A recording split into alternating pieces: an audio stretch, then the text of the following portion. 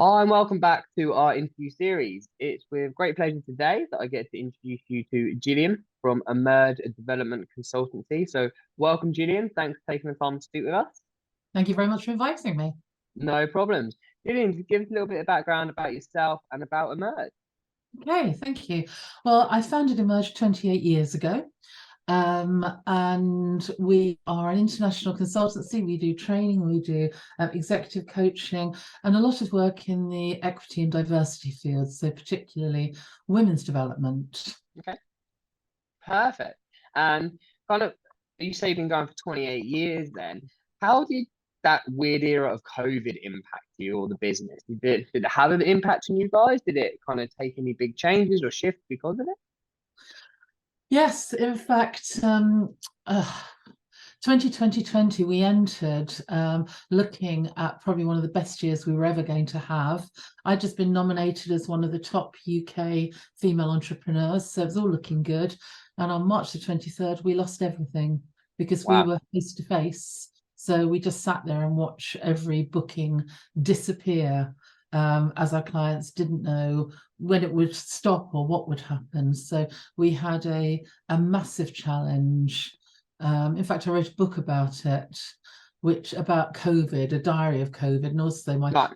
to save the business, to raise money for the bereaved families of the NHS, which I published the next year, which when I read back now, I find it hard to believe. For sure. So it's quite a turbulent time then for the Yeah. business and yourself.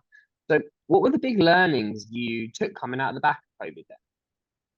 I think that you need to be ready to reinvent yourself at any time, and that you need to never rest on your laurels really, and always be thinking about what's over the horizon, what might come next. We could never ever have predicted that.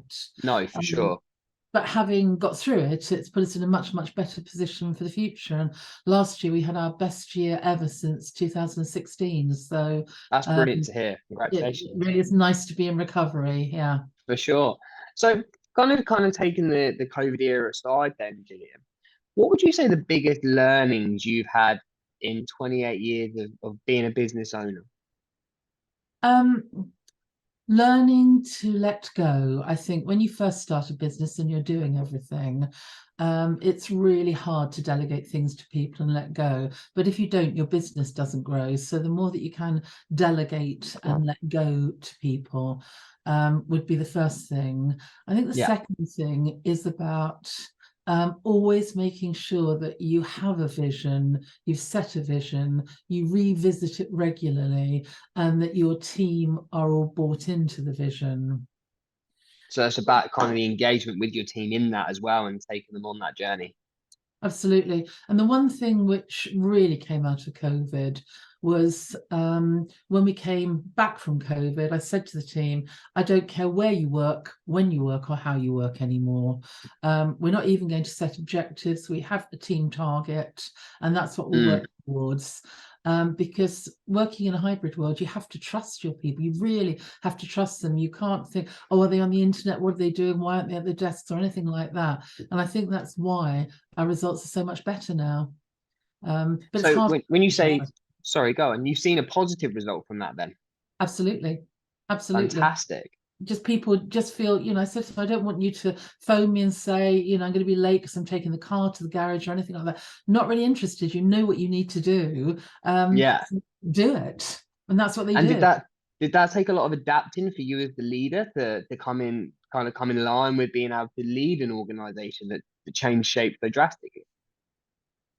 I think if it hadn't been for COVID, it might have been. But Right. because we had to start working like that, and also I was teaching other leaders how to use trust in their style to be able to do it. Because I think a lot of people have struggled with this, thinking that if people are working at home, are they actually working? But Yeah, I for think sure. given the right climate, they will excel. No, that's brilliant. So what would you say the biggest challenge that you've had to face as a managing director, as a business owner, has been in your time?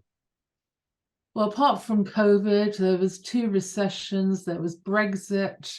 I always thought that Brexit was going to be what might finish us off, not a pandemic. Right. Um, so there's been those over the years. But also the challenges of finding the right team members Okay, and keeping the right team members. for sure. I think it's really interesting when you think about finding people's one thing, right, and then keeping them engaged and Mhm. passionate and developing themselves. Again, is a kind of a whole nother strategy in itself. So, Yeah. what have you done on that front then? What have you done to kind of recruit the right talent and keep the right people with you? Uh, I don't think there's a magic formula, but I think the learning is you have to trust your intuition much more. Sometimes people aren't right, and inside you know it, and you want to keep giving them a chance, but it's not right. So you have to be ready to have courageous conversations. And when you see somebody who is really, really good, even if it doesn't feel like the right time, sometimes you have to say, okay, that's it. One of our best team members that we've recruited joined us on the 1st of April 2020.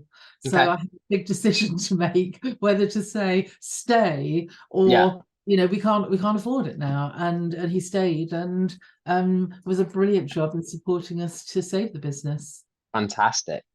So obviously been some turbulent years there, coming through the pandemic as we know it and coming out stronger and having had your best ever year. What keeps you motivated as an individual? So kind of what keeps you fighting and keeps you motivated to take the business to new heights? I mean, I love what I do, the passion, and I always have done. But the last 6 or 7 years, particularly, I've been working on women's development internationally and in the Middle East and Saudi, and leaving that legacy of helping women to, really achieve their potential has been fantastic. Love all the other work we do, but I think it's being able to come up with new ideas and constantly be creative, which keeps me motivated. Amazing. And what would you say you've learned about yourself? So that's kind of like, and I think there's a great motivation there at the core. So, but what have you learned most about yourself on this journey? What's the journey of business ownership and entrepreneurship taught you about yourself?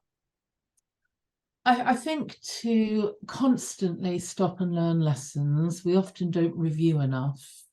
Um, to admit failure, but not to pull projects too early, and to understand you can't do it alone. You've got to have, as I said, that team in place, and you've got to be able to delegate and support them. Fantastic. So, if that's been the journey so far, what does the journey ahead look like? Where is the merge going? What is it you're looking to achieve over the next kind of 5 to 10 years? We're really very, very heavily into the EDI space and looking at equity in all sorts of ways in organisations, whether it's neurodiversity, race, religion, sexual orientation, all of those things. And so we've got some wonderful projects going on with that at the moment, and I expect that to grow a lot. A lot of bigger projects on things like early careers. So yeah, to keep growing the business. And until I retire. Not quite sure when that will be, but it's Fantastic. it's closer now than it was 28 years ago. For sure, that happens to stuff, right? So look, I think there's some fantastic learnings in there, and it's been a fantastic journey for yourself so far. Just kind of as we finish up today, then, what if you could give one piece of advice to someone that's about to start on their journey or very early on their journey of business ownership? What would that one piece of advice be? Don't think about it too long. I started mine by accident, and I think if I'd really planned it, thought about it, it's a huge leap to go from paid employment to being a business owner. And also to not, I think you said one piece of advice, but the second one, also look after yourself, because when you start a business, you can work every hour there is, and you're not actually living at the same time. For So sure. making sure you make time for you. Amazing. Well, look, Gillian, I think that's fantastic advice. And it just leaves me to say, look, thank you so much for joining us today. I really appreciate it.